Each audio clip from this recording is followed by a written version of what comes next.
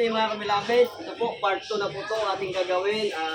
Inaayos na po natin ang ating mini small laboratory sa ating Bilabit CC Original. So sa lahat ng nais magnegosyo, open po tayo sa reseller. Meron po tayong weekly webinar, Friday, Saturday, and Thursday.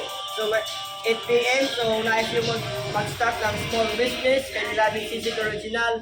Ang ating produkto ay padami ng padami, marami tayong ilalabas ng mga produkto sa biyaya at sa tulong ng ating mahal na Panginoon. So, dito po, tuturo ko po kayo sa ating small laboratory.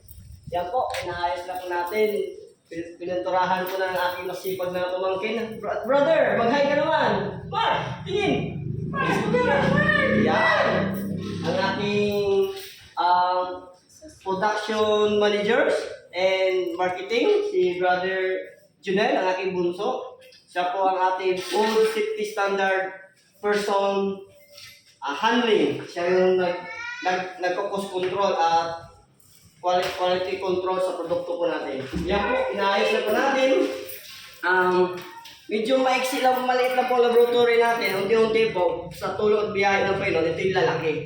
So asahan nyo ang bagong kabanata ni Bilabit CC Original. Shalom, shalom, shalom, shalom!